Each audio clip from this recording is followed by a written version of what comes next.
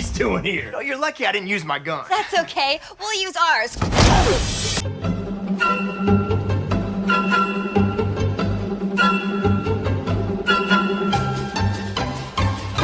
Oh my. I mean, this is just not what I expected.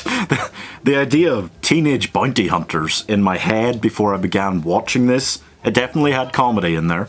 It had a lot of action. It maybe had more action than ended up being in the show. But I thought it would be episodic more so than it is. You know, I thought it would be very much a case of the week based thing.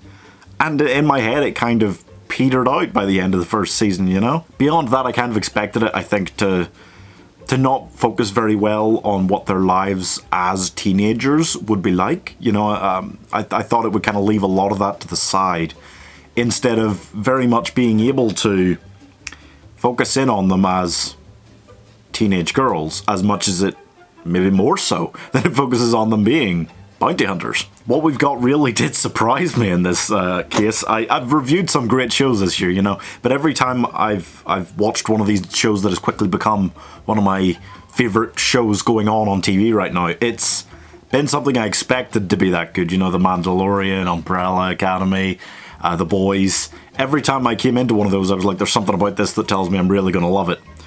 This is probably the biggest TV surprise of the year for me. Well, this and The Queen's Gambit. Two things could be surprise of the year, right? So Blair and Sterling are two rich, white, generally happy teenage girls who live in an extremely religious, prestigious, prodigious, delicious, pernicious world. Some of those I know what they meant. And they both have boyfriends. They seem like two regular TV teenage girls with all the usual traumas and dramas. Until two things happen. First thing that happens is they inadvertently help a bounty hunter called Bowser catch it. Bowser? Like the Mario turtle? Bowser like the Mario turtle. They help him catch a criminal he's been chasing and become partners with him and work for him at his yogurt shop while undercover working as bounty hunters.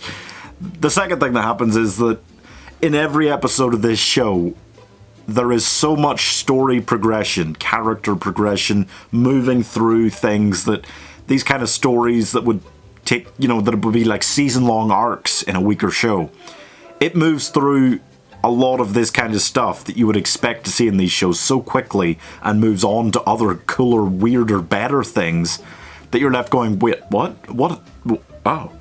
You're almost wanting this season to have been longer than 10 episodes so that they could spend more time on a lot of that stuff. But instead they very much just, they keep going. They don't stop. It is light speed story progression. Here is my moment review for Teenage Bounty Hunters. This has to remain top secret. You're right. Twins wear. There are some spoilers here, watch out. So Sterling starts as this perfect, religious, straight-laced daughter. Also, straight daughter.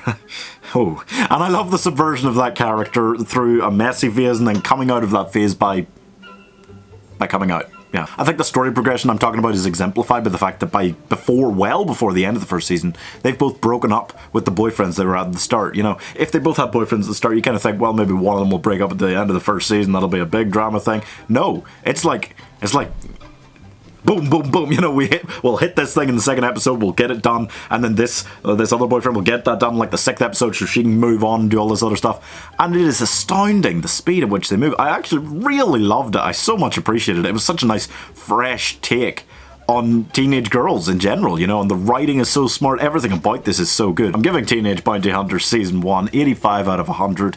I'm really just, you know, I'm just so impressed at how much it managed to be this smart teenage show that managed to feel new without having to sell its soul to try and please everybody. And that is all for this one, guys. Do let me know what else you want to see. 1 minute review in the comments.